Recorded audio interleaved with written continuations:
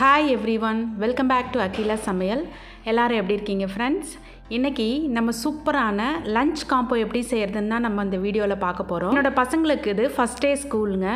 Great 8 அவங்க வந்து promote ஆகிட்டு ஒரு புது ஸ்கூலுக்கு போகிறாங்க. எப்போவுமே அவங்க வந்து நெக்ஸ்ட் கிரேட் போகும்போது ஃபஸ்ட் டே ஸ்கூல் போயிட்டு வந்தாங்கன்னா கண்டிப்பாக ஒரு ஸ்பெஷல் லஞ்ச் தான் வீட்டில் பண்ணுவோம். இன்றைக்கி அவங்களுக்காக நான் ஒரு ஸ்பெஷல் காம்போ அவங்களோட ஃபேவரட் லஞ்ச் தான் அவங்களோட ஷேர் பண்ணிக்க போகிறேன். இந்த வீடியோவை தொடர்ந்து பாருங்கள். என் சேனலை நீங்கள் எப்போ தான் ஃபஸ்ட் டைம் பார்க்குறீங்கன்னா என் சேனலுக்கு சப்ஸ்கிரைப் பண்ணிக்கோங்க. பக்கத்துலேயே இருக்கிற பெல் ஐக்கானை ப்ரெஸ் பண்ணிக்கோங்க. அப்போ தான் நான் போடுற வீடியோஸ் உங்களுக்கு உடனுக்குடனே அப்டேட் ஆகும். ஓகே ஃப்ரெண்ட்ஸ், வாங்க வீடியோக்குள்ளே போகலாம். ஃபஸ்ட்டு வெஜிடபிள் ரைஸ் எப்படி செய்கிறதுன்னு பார்க்கலாம். அதுக்கு 5 மீடியம் சைஸ் வெங்காயம் எடுத்து வச்சுருக்கேன். நான் கையில் கட் பண்ணாமல் எல்லாமே ப்ரீத்தி மிக்சியோட அந்த ஸ்லைசர் இருக்குது, அதில் தான் கட் பண்ணி வச்சுருக்கேங்க. இது ப்ரீத்தி ஜோடியாக் மிக்சி. ஒரு 4-5 இயர்ஸ்க்கு முன்னாடி நான் வாங்கினேன். ரொம்ப நல்லாயிருக்கும் அது. நம்ம பிரியாணி இந்த மாதிரி வெஜிடபிள் ரைஸ் இல்லை மெலிசா ஸ்லைஸ் பண்ணோம், நம்ம சாப் பண்ணோன்னா இது ரொம்ப யூஸ்ஃபுல்லாக இருக்குது. அது மட்டும் இல்லைங்க, இதில் தனியாக வந்து ஜூஸர் ஜாரும் கொடுத்துருக்காங்க. நம்ம சிட்ரிக் ஜூஸ் போடுறதுக்கு ஒரு செட் கொடுத்துருக்காங்க. அதாவது நம்ம சாத்துக்குடி, ஆரஞ்சு இந்த மாதிரி ஜூஸ் போடுறதுக்கான ஒரு தனி செட்டே கொடுத்துருக்காங்க. கண்டிப்பாக நீங்கள் எல்லாம் அதை வாங்கி யூஸ் பண்ணி பாருங்கள். உங்களுக்கு ரொம்பவே யூஸ்ஃபுல்லாக இருக்கும், ரொம்ப பிடிக்கும். ஸோ நம்ம வெங்காயம் ஸ்லைஸ் பண்ணியாச்சு. அதே ஸ்லைஸரில் நான் தக்காளியும் போட்டு ஸ்லைஸ் பண்ணி எடுத்து வச்சுருக்கேன். இஞ்சி பூண்டு பேஸ்ட்டு ஆல்ரெடி நான் வந்து அரைச்சி எடுத்து வச்சுருக்கேங்க. வெஜிடபிள்ஸு நான் இங்கே பீன்ஸ், கேரட்டு, உருளைக்கிழங்கு எடுத்திருக்கேன்.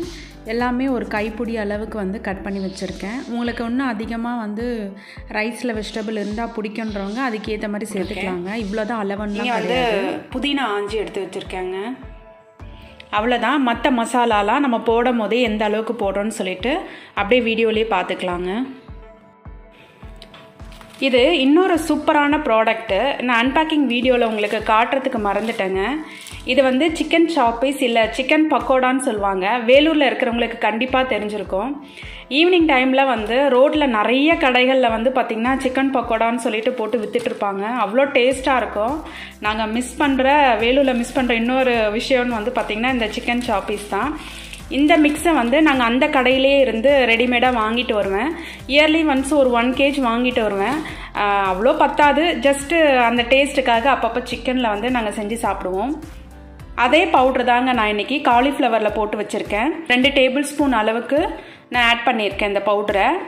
அதுக்கப்புறம் தேவையான அளவுக்கு இஞ்சி பூண்டு பேஸ்ட்டு, கொஞ்சமாக லெமன் ஜூஸு, கொஞ்சமாக கார்ன்ஃப்ளவர் மட்டும் போட்டு நான் மிக்ஸ் பண்ணி வச்சுருக்கேன். இதை பொரித்து காமிக்கிறேன் எப்படி இருக்குன்னு. இந்த மசாலாவோட இது நல்லா ஊறட்டும். அதுக்குள்ளேயே நம்ம ஃபஸ்ட்டு வெஜிடபிள் ரைஸ் வந்து தாளித்து விடுவோம். எப்போவுமே நம்ம இந்த மாதிரி ஒரு காம்போவாக செய்ய போகிறோம், இல்லை நம்ம கெஸ்ட்டு யாராவது வர போகிறாங்கன்னா நம்ம ஃபஸ்ட்டு வந்து மேரினேஷன்லாம் பண்ணி வச்சிட்டோம்னா நம்மளுக்கு ரொம்ப ஈஸியாக இருக்கும். ஸோ இந்த வேலை முடிஞ்சிருச்சு. இப்போ நம்ம போய் ரைஸை தாளிச்சிட்டு அதுக்கப்புறம் 1 by 1 பார்ப்போம். வெஜிடபிள் ரைஸ் செய்கிறதுக்கு ஒரு பாத்திரம் வச்சுக்கலாம். அந்த பாத்திரம் நல்லா சூடாகட்டும். இதுவுமே வந்து பிரியாணி போல் தான் நம்ம தாளிக்கணும். அதனால கொஞ்சம் எண்ணெய் வந்து அதிகமாக விட்டுக்கோங்க. அப்போ தான் வந்து நம்மளுக்கு ரைஸ் நல்லா உதிரியாக வரும். எண்ணெய் காஞ்சிடுச்சு. இப்போ இதில் நம்ம ஹோல் கரம் மசாலா ஒன்று ஆட் பண்ணிக்கலாம். 2 துண்டு பட்டை ஆட் பண்ணிக்கிறேன். ஒரே ஒரு அன்னாசிப்பூ, 4-5 ஏலக்காய் சேர்த்துக்கோங்க. அதுக்கப்புறம் தேவையான அளவுக்கு லவங்கம் சேர்த்துக்கோங்க. நான் ஒரு 5-6 பீசஸ் வந்து லவங்கம் ஆட் பண்ணிக்கிறேன். அடுத்ததாக 2 பிரிஞ்சி இலையும் சேர்த்துக்கலாம். இது எல்லாமே நல்லா எண்ணெயில் பொரியட்டும். பொரிஞ்ச உடனே நம்ம கட் பண்ணி வச்சுருக்கிற அந்த வெங்காயத்தை ஆட் பண்ணிக்கோங்க. வெங்காயம் நல்லா வதங்கணும். நம்ம பிரியாணிக்கு வதக்குற மாதிரியே நல்லா கோல்டன் ப்ரௌன் கலர் ஆகிற வரைக்கும் வதக்குனிங்கன்னா தான் இந்த வெஜிடபிள் ரைஸ் ஆகட்டும், பிரியாணி, இது எல்லாமே ரொம்ப டேஸ்ட்டாக இருக்கும். நம்ம மிளகாத்தூள் சேர்க்காமல் காஞ்ச மிளகாவை சுடு தண்ணியில் ஊற வச்சு அரைச்சும் சேர்ப்போம். அப்போ வந்து இஞ்சி பூண்டு மிளகாவை ஃபஸ்ட்டு சேர்த்துட்டு அதை வதக்குனதுக்கு அப்புறமா நம்ம வெங்காயம் சேர்த்து வதப்போம். ஸோ நிறைய ஸ்டைல் இருக்குங்க. நம்ம வந்து நம்மளுக்கு ஏற்ற மாதிரி நம்மளுக்கு பிடிச்ச மாதிரி ஒவ்வொரு டைமும் டிஃப்ரெண்ட்டாக செஞ்சு பார்க்கலாம். அடுத்ததாக தேவையான அளவுக்கு பச்சை மிளகாய் ஆட் பண்ணிக்கோங்க. நான் 5 பச்சை மிளகாய் ஆட் பண்ணியிருக்கிறேன். இதை கீரவும் இல்லை, கட் பண்ணவும் இல்லைங்க, அப்படியே முழு மிளகாய் தான் ஆட் பண்ணியிருக்கிறேன். பிரியாணி வெஜிடபிள் ரைஸ்னால் எல்லாரும் கண்டிப்பாக முட்டை வச்சு தான் சாப்பிடுவோம். ஸோ சைடில் இன்னொரு ஸ்டவ்வில் முட்டையும் வெந்துட்டுருக்கு. வெங்காயம் நல்லா வதங்கிடுச்சுங்க. நல்லா ப்ரௌன் கலரில் ஆகிட்டுருக்கு. இந்த ஸ்டேஜில் நான் நல்லா 2.5 டேபிள் ஸ்பூன் அளவுக்கு இஞ்சி பூண்டு பேஸ்ட் ஆட் பண்ணிக்கிறேன். அதை சேர்த்துட்டு நம்ம நல்லா பச்சை வாசனை போகிற வரைக்கும் இதை நல்லா வதக்கிக்கலாம். இஞ்சி பூண்டு சேர்த்ததுக்கப்புறமா அது கண்டிப்பாக கீழே அடி பிடிக்க ஆரம்பிக்கும். அதனால் நீங்கள் அதை அடிக்கடிக்க வந்து கிளறி விட்டுட்டே இருங்க. இஞ்சி பூண்டெல்லாம் நல்லா பச்சை வாசனை போயிட்டு வதங்கினதுக்கப்புறமா தக்காளி ஆட் பண்ணிக்கலாம். மீடியம் சைஸில் இருக்கிற தக்காளி 4 தக்காளியை நான் வந்து கட் பண்ணி வச்சுருக்கேன். அதையும் சேர்த்துட்டு நம்ம நல்லா இதை வதக்கிக்கலாம். தக்காளியும் நல்லா எண்ணெயில் சேர்ந்து இந்த மசாலா, இஞ்சி பூண்டு, வெங்காயம் இதெல்லாம் சேர்த்து வதக்கட்டோங்க. இந்த தக்காளி நல்லா வதங்கினதுக்கப்புறமா நம்ம கட் பண்ணி வச்சுருக்கிற வெஜிடபிள்ஸ் வந்து இதில் ஆட் பண்ணிக்கலாம். நான் ஒரு கைப்பிடி அளவுக்கு ஃபஸ்ட்டே சொன்ன மாதிரி கேரட், பீன்ஸு, உருளைக்கிழங்கு எடுத்து வச்சுருக்கேன். உங்களுக்கு தேவைன்னா நீங்கள் இதில் காலிஃப்ளவர் அது கூட சேர்த்துக்கலாம், ரொம்ப நல்லாயிருக்கும். நான் பச்சை பட்டாணியை ஊற வைக்கலை, அதுக்கு பதில் ஃப்ரோசன் பட்டாணி இருந்தது என்கிட்ட, அது வந்து ஆட் பண்ணிக்கிறேன். நான் 1 கப் அளவுக்கு ஃப்ரோசன் பட்டாணி ஆட் பண்ணிக்கிறேன். நம்ம ஊற வச்சு சேர்க்குற பட்டாணி தான் ரொம்ப டேஸ்ட்டாக இருக்குங்க. அது ஒரு மாதிரி நல்லா சாப்பிட்றதுக்கு கடிச்சு சாப்பிடும்போது நல்லாயிருக்கும். இது வந்து ரொம்ப மெத்துன்னு ஆகிடும் ஃப்ரோசன் பட்டாணி. நான் மறந்துட்டேன் ஊற வைக்க, அதனால் இருந்ததை ஆட் பண்ணிக்கிட்டேன். நீங்கள் ஊற வச்சு சேர்த்துக்கோங்க, அதுதான் ரொம்ப டேஸ்ட்டாக இருக்கும். இந்த வெஜிடபிள்ஸ், பட்டாணி எல்லாம் நல்லா எண்ணெயில் வதங்கினதுக்கப்புறமா நம்ம தேவையான அளவுக்கு மிளகாத்தூள் ஆட் பண்ணிக்கலாம். நான் இன்றைக்கி ஃபுல்லாகவுமே காஷ்மீரி சில்லி தான் ஆட் பண்ணியிருக்கிறேன். நான் ஆல்ரெடி உங்ககிட்ட சொல்லியிருக்கேன் ஒரு வீடியோவில், நான் நிறைய பிரியாணிக்கே கூட மொத்தமாக வந்து காஷ்மீரி சில்லி ஆட் பண்ணுவேன். ஏன்னா நான் எக்ஸ்ட்ரா கலர் எதுவுமே சேர்க்க மாட்டேங்க. இந்த மாதிரி வெறும் காஷ்மீரி சில்லி 3 ஸ்பூன் வந்து டேபிள் ஸ்பூன் அளவுக்கு இதில் சேர்க்கும் போது அது காரமும் கரெக்டாக இருக்கும், நம்மளுக்கு கலருமே பார்க்கறதுக்கு ரொம்ப நல்லாயிருக்கும்.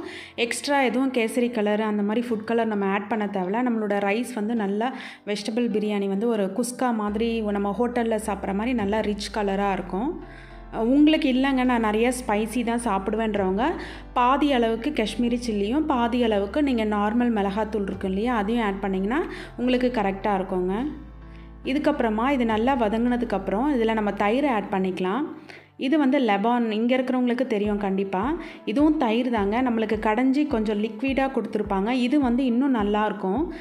என்னோடய ஃப்ரெண்ட் ஒருத்தர் தான் சொன்னாங்க, இந்த மாதிரி இந்த லெபான் சேர்க்கும் போது பிரியாணி ரொம்ப நல்லாயிருக்கு அப்படி ட்ரை பண்ண சொன்னாங்க. அதுலேருந்து நான் எப்போவுமே பிரியாணி, வெஜிடபிள் ரைஸ்க்கு இந்த தயிர், இந்த லெபான் தயிர் தான் ஊற்றுவேன், ரொம்ப நல்லாயிருக்கு. தயிர் ஊற்றுனதுக்கப்புறம் நல்லா மிக்ஸ் பண்ணிக்கோங்க. இதில் தேவையான அளவுக்கு நம்ம க்ளீன் பண்ணி எடுத்து வச்சுருக்க புதினாவும் சேர்த்துக்கலாம். உங்களுக்கு தேவைன்னா நீங்கள் கொத்தமல்லியும் ஆட் பண்ணிக்கோங்க. நான் இன்றைக்கி ஆட் பண்ணலைங்க, ஒரு டைமும் ஒரு சேஞ்சஸோடு செஞ்சு பார்ப்போம். ஸோ இன்றைக்கி வந்து கொத்தமல்லி ஆட் பண்ணாமல் இறக்கும் போது கொத்தமல்லி போட்டு இறக்கியிருப்பேன் நான். இதை போட்டு நல்லா கிளறி விட்டுக்கோங்க. நம்ம ஆட் பண்ண வெஜிடபிள்ஸு, தயிர், அதுக்கப்புறம் புதினா இது எல்லாமே சேர்ந்து ஓரளவுக்கு வதங்கி வந்ததுக்கப்புறம் நம்ம தேவையான அளவுக்கு உப்பு ஆட் பண்ணிக்கலாம்.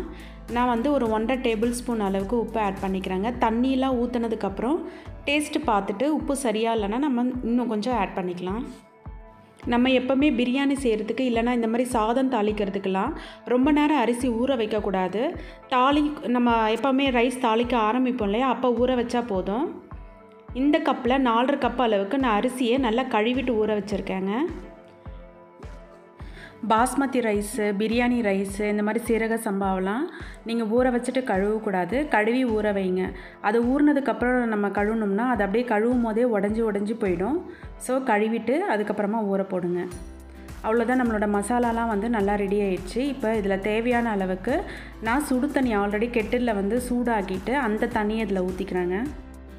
நான் 1 கப்பு ரைஸுக்கு 1.5 கப்பு தண்ணின்ற அளவுக்கு ஆல்ரெடி மெஷர் பண்ணி அந்த தண்ணி தான் கெட்டிலில் வந்து காய வச்சு ஊற்றிருக்கேங்க. நான் இன்றைக்கி சீரக சம்பா ரைஸ் தான் எடுத்திருக்கேன். எனக்கு 1க்கு 1.5 ரொம்ப கரெக்டாக இருந்தது. கடைசியாக பார்த்திங்கன்னா நல்லா அரிசியெல்லாம் உதிரியாக இருந்தது. இந்த ஸ்டேஜில் நீங்கள் இன்னொரு முறை கூட உப்பு செக் பண்ணிக்கோங்க. நம்மளோட உப்போட அளவு வந்து கொஞ்சம் அதிகமாக இருக்கணும். ஒரு கல் வந்து உப்பு எக்ஸ்ட்ரா இருக்கிற மாதிரி இருக்கணும். அப்போ தான் நம்ம ரைஸ் போட்டதுக்கப்புறம் அந்த உப்பெல்லாம் கரெக்டாக இருக்கும். இப்போ இது ஒரு மூடி போட்டு நம்ம நல்லா அப்படியே கொதிக்கட்டும், அப்படியே விட்டுடலாம். இதை கொதிக்கிற கேப்பில் நம்ம காலிஃப்ளவர் வந்து ஃப்ரை பண்ணி எடுத்துக்கலாம். காலிஃப்ளவர் ஃப்ரை பண்ணுறதுக்கு ஃபஸ்ட்டு ஒரு கடாய் வச்சுப்போம். கடாய் நல்லா சூடானதும் நம்ம எண்ணெய் ஆட் பண்ணிக்கலாம். எண்ணெய் காயட்டும். நம்ம இந்த மாதிரி காலிஃப்ளவர்லாம் ஃப்ரை பண்ணி எடுக்க நல்லா சூடாக இருக்கணும் எண்ணெய். சூடாக இருக்கிற எண்ணெயில் நம்ம மசாலா போட்டு வச்சுருக்கிற காலிஃப்ளவர் எல்லாம் போட்டுக்கலாம். இது வந்து நம்ம ரெடிமேட் மசாலா தான் போட்டு நான் மிக்ஸ் பண்ணி வச்சுருக்கேன். தனியாக கோபி மஞ்சூரியன் ஒரு வீடியோ போடணுன்னு நினச்சிட்டுருக்கேங்க. அந்த வீடியோவில் வீட்டில் இருக்கிற நம்ம நார்மல் வந்து மைதா இந்த மாதிரி கார்ன்ஃப்ளவர் வச்சு எப்படி செய்கிறதுன்னு காமிக்கிறேன் கண்டிப்பாக. இது உடனே வந்து கிளறி விடாதீங்க. அப்படி கிளறும் போது இதோட மசாலாலாம் பிரிஞ்சு போயிடும். ஒரு 2 to 3 மினிட்ஸ் ஆகட்டும். நல்லா அது வந்து குக் ஆயிரும். அந்த ஸ்டேஜில் நீங்கள் கிளறி விடுங்க. நம்மளோட காலிஃப்ளவர்லாம் நல்லா ஃப்ரை ஆகிட்டு குக் ஆகிடுச்சின்னு எப்படி தெரிஞ்சுக்கிறதுன்னு பார்த்தீங்கன்னா, நம்ம கரண்டியில் அதை வாரி எடுக்கும்போது வெயிட்டாகவே இருக்கக்கூடாதுங்க. காலிஃப்ளவர் வந்து நம்ம தண்ணியில் அதை நல்லா பாயில் பண்ணி உப்பு மஞ்சள் போட்டு கழுவி தான் எடுப்போம். அது அப்போ நல்லா வெயிட்டாக இருக்கும். இந்த மாதிரி எண்ணெயில் போட்டதுக்கப்புறம் நல்லா ஃப்ரை ஆனது கிறிஸ்பியாக இருக்கும் பாருங்கள். அந்த ஸ்டேஜ் எப்போ கிடைக்கணும்னா, நம்ம எடுக்கும் போது வெயிட்டே தெரியக்கூடாது காலிஃப்ளவர். ஸோ அந்த ஸ்டேஜில் உங்களுக்கே ஒரு 2 முறை நம்ம செஞ்சனாலே நம்மளுக்கு வீட்டில் செய்யும் போது கண்டிப்பாக தெரியும். என்னோடய காலிஃப்ளவர் எடுக்கும் போதே ரொம்ப வெயிட்லெஸ்ஸாக இருக்குது பாருங்கள். பார்க்கும் போதே நல்லா கிறிஸ்பியாக இருக்குது. அவ்வளோதாங்க, ரெடி ஆகிடுச்சு. நம்ம காலிஃப்ளவர் எல்லாம் எடுத்துக்கலாம். இன்றைக்கி சிம்பிளான ஒரு காலிஃப்ளவர் பக்கோடா மட்டும் தான் செஞ்சுருக்கேன் நான். இதை ஃபர்தராக வந்து நான் கோபி மஞ்சூரியன் மாதிரி எதுவுமே சாசஸ் போட்டெல்லாம் சார்ட் பண்ணலாங்க. அவ்வளோதான். பேலன்ஸ் இருக்கிற காலிஃப்ளவரையும் நான் இன்னொரு பேட்ச் போட்டு அதையும் ஃப்ரை பண்ணி எடுத்து வச்சுக்கிறேன். எல்லா காலிஃப்ளவரையும் ஃப்ரை பண்ணதுக்கப்புறமா அதில் தேவையான அளவுக்கு பெப்பர் பவுடரை நம்ம மேலே தூவி இறக்கிக்கலாம். அப்போ இன்னும் டேஸ்ட்டாக இருக்கும் சாப்பிட்றதுக்கு. இந்த காலிஃப்ளவர் எல்லாமே நான் சின்ன சைஸில் கட் பண்ணியிருக்கேன். அப்போ தான் இன்னும் கிறிஸ்பி வந்து அதிகமாக இருக்கும். அதனால தாங்க சின்னதாக போட்டிருக்கேன். நீங்களும் இப்படி ட்ரை பண்ணி பாருங்கள். நீங்கள் இந்த மாதிரி காம்போவாக செய்ய போகிறீங்கன்னா எப்போவுமே ஃப்ரை பண்ணுறதை லாஸ்ட்டாக ஃப்ரை பண்ணுங்கள். அப்போ தான் அது சூடாக டேஸ்ட்டாக இருக்கும். நான் இன்றைக்கி வீடியோவில் ஃபஸ்ட்டே காமிச்சிருக்கேன் உங்களுக்கு. அடுத்ததாக நம்ம ரைஸ் என்னாச்சுன்னு பார்ப்போம். தண்ணியெல்லாம் நல்லா கொதிச்சிருச்சுங்க. ஸோ ஒரு முறை கிளறி விட்டுட்டு நம்ம ஊற வச்சுருக்கிற அரிசியை வந்து ஆட் பண்ணிப்போம். தண்ணியெல்லாம் இருத்துட்டு நல்லா வெறும் அரிசியை மட்டும் ஆட் பண்ணிக்கோங்க. நம்ம இந்த மாதிரி செய்கிற ரைஸு பிரியாணி இதெல்லாம் அடி பிடிக்காமல் இருக்கிறதுக்கு ஒரு சின்ன டிப்ஸ் சொல்கிறேங்க. இதை நான் வந்து லிட்ரலி ஃபாலோ பண்ணிவிட்டு எனக்கு அந்த ரிசல்ட் கிடச்சதுனால இதை உங்களோட ஷேர் பண்ணிக்கிறேன். நம்ம ரைஸ் போட்டதுக்கப்புறமா எப்போவுமே உடனே மூடி போட்டு நம்மளோட பிரியாணியை குக் பண்ணக்கூடாது. அதை வந்து கொஞ்சம் நேரம் வந்து தொலைவி விட்டுட்டே இருக்கணும். அந்த தண்ணியெல்லாம் சுண்டி நம்மளோட ரைஸ் கொதன்னு ஆகும் பாருங்கள். அப்போ மூடி போட்டு அதுக்கு மேலே தம் போடுங்க. இல்லைனா நீங்கள் அலுமினியம் ஃபாயில் போட்டு நீங்கள் தம் போடும்போது கண்டிப்பாக வந்து உங்களோட பிரியாணி அடியே பிடிக்காது. இதை நீங்கள் ட்ரை பண்ணி பாருங்கள். நம்ம தம் போட்டதுக்கப்புறம் ஒரு 10 மினிட்ஸ் வந்து நம்மளோட பிரியாணி இருந்தால் போதுங்க, கரெக்டாக இருக்கும். இதை நீங்கள் ஃபாலோ பண்ணி பாருங்கள். அதுக்கப்புறம் நம்ம ரைஸ் போட்டதுக்கப்புறம் கிளறி விட்டுட்டு உப்பு இல்லைன்னா நீங்கள் உப்பு சேர்த்துக்கோங்க. இந்த ஸ்டேஜ்லேயே வந்து நம்ம லெமன் ஜூஸ் வந்து ஆஃப் கட் பண்ணி வச்சுருக்கேன், அதையும் ஆட் பண்ணிக்கிறேன். கூடவே நெய் வந்து 1 ஸ்பூன் அளவுக்கு ஆட் பண்ணிக்கோங்க. ஒரு சிலர் வந்து லெமன் ஜூஸ் நெய்யெல்லாம் வந்து ரைஸ் எல்லாம் போட்டு இறக்கிறதுக்கு முன்னாடி ஆட் பண்ணுவாங்க. எனக்கு அந்த மாதிரி ஆட் பண்ணும் போது அது சரியாக வரலங்க. ஏன்னா ரைஸ் எல்லாம் வந்து குக்காகி முடிச்சதுக்கப்புறம் அந்த லெமன் ஜூஸு இந்த நெய்யெல்லாம் வந்து எனக்கு கிளற ரொம்ப கஷ்டமாக இருக்குது. ஸோ இந்த ஸ்டேஜில் ஆட் பண்ணும் போது இதை நம்ம நல்லா வந்து கிளறி விட்டுக்கலாம். நெய் லெமன் ஜூஸ் எல்லாமே வந்து ஃபுல் ரைஸோட மிக்ஸ் ஆயிரும். ஸோ கிளறி விட்டுக்கோங்க. பாருங்கள், நான் மூடி எதுவுமே போடலை, அப்படியே தான் குக் பண்ணிகிட்ருக்கேன்.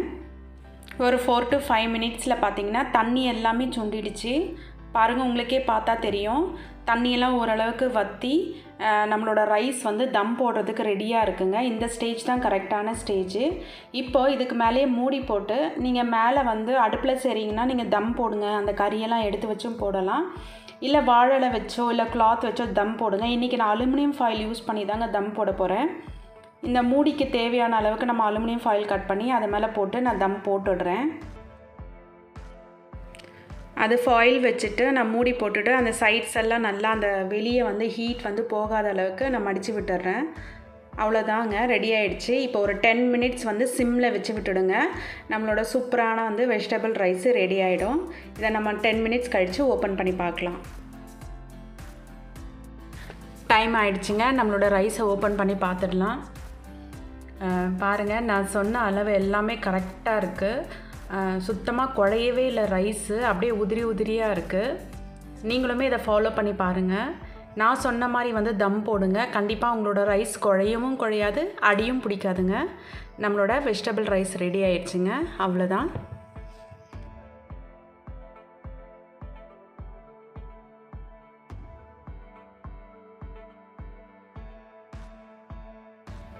அடுத்ததாக ரைஸ்க்கு தொட்டுக்கிறதுக்கு நான் இன்றைக்கி எந்த கிரேவியும் பண்ணல. ஏன்னா லன்ச் வந்து எனக்கும் என் பசங்களுக்கும் மட்டும் தான் செஞ்சேன். என்னோடய ஹஸ்பண்ட் ஆல்ரெடி கிளம்பி ஆஃபீஸ் போயாச்சுங்க. ஸோ எங்களுக்கு வந்து ரைத்தாவே போதுமாக இருந்தது. ஆல்ரெடி நான் வந்து தயிரை நல்லா கடைஞ்சி எடுத்து வச்சுருக்கேன். 1 கப் தயிரில் கொஞ்சமாக வெங்காயமும் கொத்தமல்லியும் நான் புதினாவும் ஆட் பண்ணிக்கினேன். இதில் நான் வந்து எப்போவுமே வந்து ரைத்தாவில் பச்சை மிளகாய் சேர்க்க மாட்டேங்க. வெங்காயம் காரமே நல்லாயிருக்கும். பசங்க சாப்பிட்றதுனா நம்மளுக்கு பச்சை மிளகாய் இல்லாமல் செஞ்சால் தான் அவங்களுக்குமே வந்து தொட்டுக்கிறது கரெக்டாக இருக்கும். அடுத்ததாக நம்ம ஸ்வீட் தான் செய்ய போகிறோம். என் பசங்களுக்கு ரொம்ப ஃபேவரட்டான ஒரு ஸ்வீட்டு ப்ளஸ் ரொம்ப ஈஸியான ஒரு ரெசிபி தான். சேமியா பாயசம் தான் பண்ண போகிறோம் இன்றைக்கி. அதுக்கு ஒரு பேன் வச்சுக்கலாம். அது நல்லா சூடானதுக்கப்புறமா ஃபுல் ஃபேட் மில்க் வந்து ஆட் பண்ணிக்கோங்க. நம்ம இதில் தண்ணி எதுவுமே சேர்க்காம வெறும் பால்லையே தான் வந்து சேமியாவை சேர்த்து வேக வைக்கணும். இதில் ஜவ்வரிசி எதுவும் ஆட் பண்ணக்கூடாது. வெறும் சேமியா யூஸ் பண்ணி செய்கிற ஒரு கீர் தாங்க அது. இதில் 1/2 கப் அளவுக்கு நான் வந்து சேமியா ஆட் பண்ணிக்கிறேன். இந்த ரெட் கலர் கப் வந்து பார்த்திங்கன்னா 1 கப் அந்த மெஷர்மெண்ட்டு. அதில் வந்து 2.5லேருந்து 3 கப் அளவுக்கு நம்ம பால் சேர்த்தோம்னா கரெக்டாக 1/2 கப்பு வந்து சேமியா ரொம்ப கரெக்டாக இருக்கும். நம்மளோட சேமியா பாயசம் தண்ணியாகவும் இல்லாமல் கட்டியாகவும் இல்லாமல் கரெக்டான லெவலில் இருக்கும். ஸோ 3 கப்பு பால் சேர்த்திங்கன்னா 1/2 கப்பு சேமியா போட்டுக்கோங்க. இது ஆல்ரெடி வந்து ரோஸ்டட் சேமியா, நல்லா வறுத்து வச்சுருக்க சேமியா தாங்க. அது மட்டும் இல்லாமல் நம்மளோட சேமியா ரொம்ப மெலிசாக இருக்கணும். அப்போ இன்னும் நல்லா டேஸ்ட்டாக இருக்கும். நம்மளோட கீர் வந்து ரொம்ப டேஸ்டியாக இருக்கும். அடுத்ததாக இதில் ஒரே ஒரு சிட்டிகை வந்து உப்பு ஆட் பண்ணிக்கோங்க. நிறைய போடாதீங்க. நம்மளுடைய ஸ்வீட் வந்து நல்லா எடுத்து காமிக்கிறதுக்காக இந்த உப்பு ஆட் பண்ணுறோம்.